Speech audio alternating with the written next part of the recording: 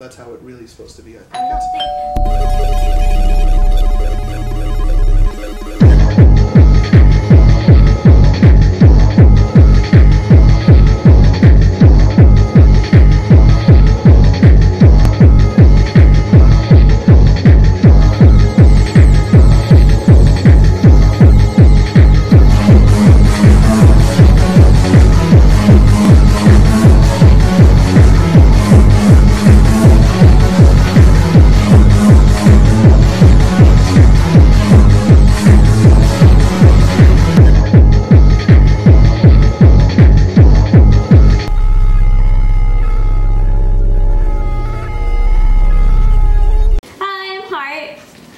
Oh, and I'm JB, and I run Things to Do in LA, and here's another episode of our podcast.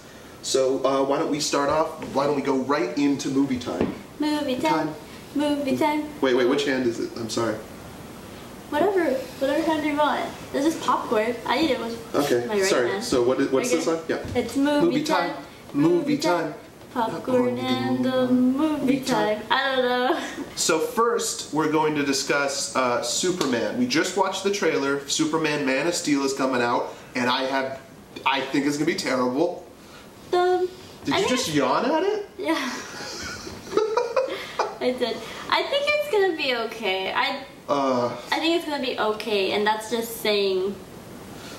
So let's play a game though. Since we watched the trailer, I think I know what's going to happen.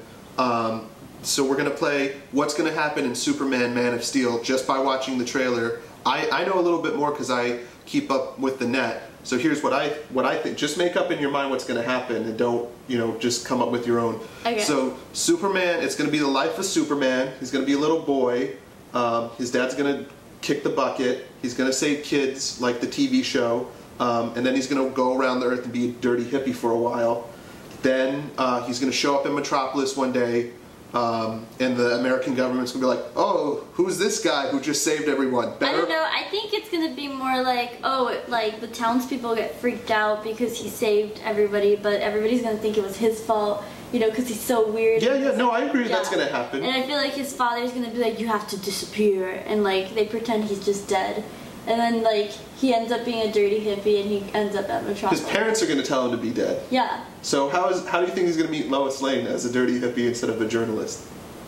Well, then he becomes a journalist once he gets to the city. Oh, okay. With his hobo credentials. Yes. Then he's going to fight Zod, who's another Kryptonian. I think that guy who got off a spaceship or something we saw for a second in the trailer. Okay. Do you know who Zod is at all? No. Nope, you shouldn't. And then I don't think anything really interesting is going to happen except he's going to fight someone as strong as him that no one's ever heard of.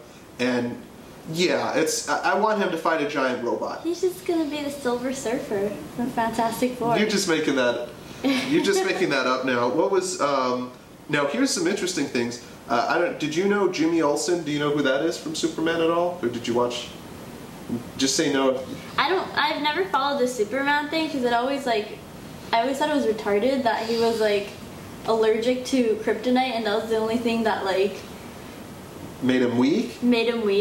It was retarded. Well, the other movie took it too far, and it should be downplayed. It was, it's interesting in some stories. It depends on the writer. But in this one, Jimmy Olsen's always been a redheaded young boy. But now in this movie, he's suddenly a girl. And Perry White, who is the chief of the newspaper, and Jimmy Olsen might go, "Hey, chief." Perry White is now a black guy, played by the great Morpheus. You know, the guy who played Morpheus. Yes. So it's a huge change right there. It's Jimmy Olsen. But I think that's a good thing, though. Really? Yeah, because you have to think about Perry White probably. His name is Perry White. No, but I'm saying Perry White at the time. They didn't have any black characters really at the start of the Superman comics because of so much racism that was going on at the time. And I think this is just them trying to target. You think DC's trying to save itself from constant racism? Yes. Because these comic books were made during a time, at least the beginning of it. Well, they were made so early that most roles were for white males, I'll give you that. But it's really, I don't like it because that's the set characters so far in the universe. But this also is an adaptation. This is and it is a movie, so that is the thing. But it's for true fans of the series, though. Mm-hmm. It's like, hey, remember how Jimmy Olsen's a guy? No, well, remember all that stuff. I can relate with how the Batman movies had Bane being like this weird like European guy when he was supposed to be Mexican. It's like, hello, I just love he's British for some. It's like, hello, Batman, would you like some tea? Like that, it like really bothered me. I was like, no, he has like a really thick Mexican accent, and he's like, my name's Bane, hola. You know, like something like I didn't like it either. And it's from the producer, you know, because Nolan's involved, and it's supposed to lead into a Justice League movie because DC is starved for that because Marvel totally trounced them, and they could have had a Wonder Woman movie from Joss Whedon, but they said no. So instead, they produced Green Lantern, as we all knew. So let's go back into the other movie you brought to my attention. Which one? It's a Disaster? Or that one, and This Is the End. And This Is the End. And there's a Simon Pegg movie to end his trilogy with his best friend, that fat guy. And they're all disaster movies that are supposed to be coming out soon. All post-apocalyptic, all... Well, I think it is the apocalypse is going on. It's not post-apocalyptic. Well, yeah, you're right. Well, let's go through the first one. It's a Disaster. Was supposed to be at the LA Film Festival. No, it was. It played at the LA Film Festival back during the summer, and it looks pretty funny, doesn't it? Yeah, I liked it. I kind of liked it better than the... Well, we just saw the trailer. We didn't see the movie. Well, I mean, I liked the trailer opposed to the other one that we just saw, which was... This Is the End. This Is the End. I felt like this one is going to be much funnier because there's a better cast, first of all, you know? It's interesting. They're both huge ensemble casts. This is mostly... This Is the End mostly has the stoner people cast, and then It's a Disaster has more different actors. You know, for other who's the bald guy in that everyone likes? He's on Arrested Development. Do you know his name? I don't remember his name. But America Ferrera's in it, and I like her a lot. Mm-hmm. And in the other movie, and Claire Danes. Right? Yeah. Okay. Sorry. And in This Is the End, you have James Franco and just other characters like, hey, did you just suck it? That's a normal joke in their movie. So it has a lot more production value in This Is the End, but it looks like It's a Disaster is going to be a lot better. And it looks like both are taking place in LA, doesn't it? Yeah. They really just were lazy about that. Just didn't care. Well.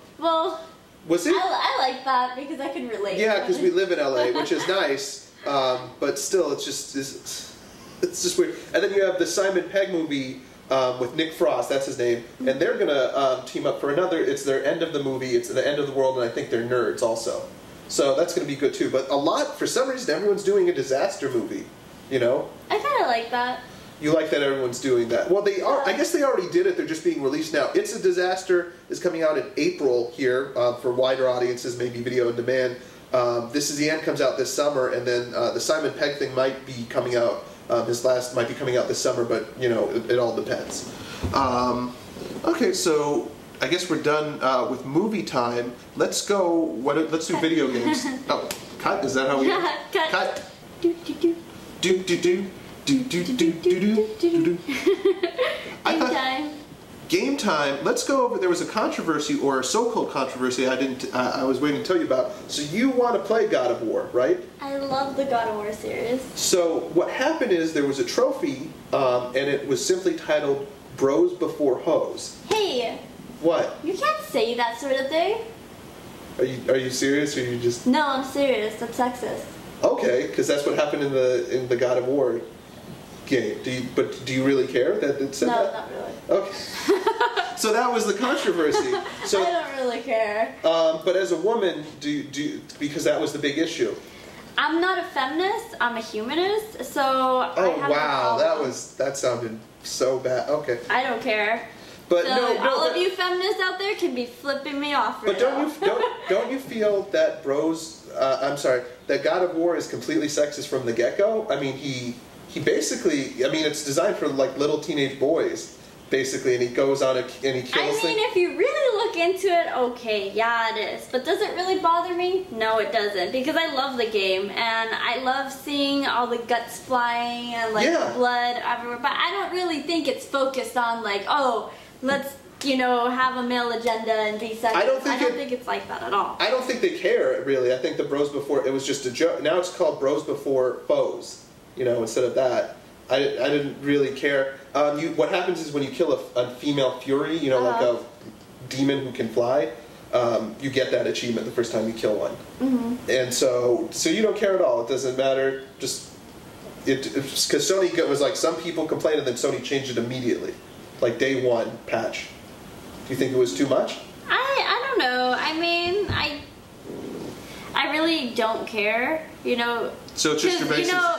Honestly, like at this point, hose is like it's a derogatory term for women, but at the same time, we have a lot of derogatory terms for guys. You know what I mean? Yeah. So it's all fair. I feel it's a video game that's designed to be derogatory. I mean, he's a huge jerk and he kills people. He is a jerk, and I feel like that really plays into his character. Yeah.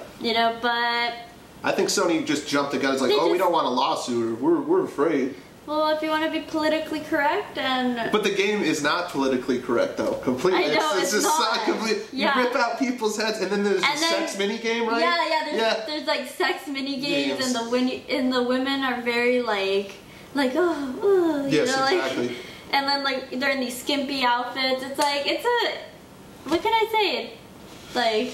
Okay, let's move on. What's coming out soon? It's your Bioshock, I believe? How long is it? Bioshock Infinite. I'm excited about it. 26 again. Reminder for you people. Pre-order. There's a great package. It comes with a little mini statue. Are you getting that? Yes. Oh, you actually... Oh, I saw that. That's so... Oh, I gotta see that when you do. I just was at GameStop the other day. It does look cool. Yeah, I'm not getting the Ultimate Edition. The Ultimate Edition, but I think that's sold out. I think you can't even get that anymore. Well, I pre-ordered 2 years ago, so. Okay. No, not your version, but the Ultimate No, yeah, they had that back then. But you're not getting that one. No, I didn't want to because I was like, I don't really need. Oh, you should have, because it's like. I'm not gonna spend $120 on it. It's gonna be like an evil, but then it comes with a clock or something, right? It comes with like an evil. It's a clock in the shape of the bird monster. I didn't see that, but okay. Maybe it's a different version. I think that's a different version because at GameStop when I saw it, they didn't offer that at the time. Okay, well it's been 2 years since you I can't believe that. But I went back. So early. I went back in January and asked, to make sure. And you're sure because what happens is sometimes. Oh, never mind. That has no bearing on this. Okay. So I wanted to talk to you about SimCity. Do you know about the latest? I saw the trailer. Yes. Do you mean you saw the commercial with that comedian who was an idiot? Yeah. Yeah, that was. I didn't get that. Oh, he was just an idiot as a tycoon, like as the mayor or whatever. Yeah, I was like, what? So what's weird is SimCity you have to be online to play it, and this caused huge problems. It's been a thunderstorm. Just today, the head of EA resigned because it's been doing. It caused such a imagine you want to play any video game you want, you have to be online at all times. If you're not, they have I think a 20-minute period where you're safe, but if you don't log in within that window, your game, what you saved, it doesn't save it, and you have to be online. Isn't that? Oh, that's horrible. Have you ever heard of that before? It was just... no, that's horrible. Yeah, so that's a million... There were huge controversies all over the net. Polygon, a well-known video game website. So is it just cloud-based? It's not just cloud-based. How it says it's at 75% on your computer and then 25% online. Okay. And then they caught EA saying we couldn't do it, we can't make the game so you can just play on your computer. It has to be online. And then a guy modded it, and he did. And he proved that it could just be played on your computer without being online at all times. And that's great. Yeah, so EA was caught in that also. Instead of just being... and EA could have known this problem because they had the same huge problem. They released something called Diablo 3. Oh, I heard about that. Yeah. Yeah, same thing happened all over again. So they knew that could happen, and that they have a huge fan base. Everyone wants to play the game, but to treat people like that, they're giving... That's bad, because there's a lot of people all over the world, because their market is not just here where the internet is used like heavily, you know. Well, everywhere in the world it's used that. China, I think, does more. Well, I mean, like, when you go to, like, South America or, like, something like that, you know, sometimes their internet just goes off. You know what I mean? Okay. No, I don't know what you mean. What are you talking about? Okay, not everybody's, like, technologically advanced. You know, there's some countries, you know, like, where they have faulty wires and stuff. You know? Technically, because I rewired often, we're considered pathetic compared to Japan and other countries. Even Europe has a better infrastructure of internet. It's pretty bad. What? I'm just saying. Okay, well, have you ever traveled south of the border? Did you travel south of the border and notice? I've been south of the border many times, and their internet sometimes really sucks, you know? So okay. What I'm saying is, you know, for those type of countries and over there, you know, who can't be online all the time, you know, it's kind of like a big FU. I agree with you on that. You know? I feel it's just, it doesn't even matter. You should be able to just play your game and have the option to play online. I think it should be for everybody, even for like lower income, like people who can't afford the internet. Yeah, you know, it's like... It's a great idea that you can connect and interact. You know, there's this whole model you can interact with other cities. But I think it should be optional. Yeah, of course. It should be. And to not do that and then to treat people, there's so many things stacked against EA in that. And they still sell really well. And it just shows that people want to play it, but EA really needs to think about what it's doing. It had such a huge fallout between fans and critics. So it's quite sad. Events. Okay. Oh, didn't we have this? Like... Oh yeah, event. Pew. Pew. Pew. There's future events happening. So WonderCon's happening. We talked about this a little bit before. And WonderCon's happening at the Anaheim Convention Center. They just posted the schedule. I'm going to be covering it probably Saturday. And it's a huge place for people who are into movies, comic books. They can all come together and see sneak peeks at TV shows and stuff. Doesn't sound great? Yeah, it does.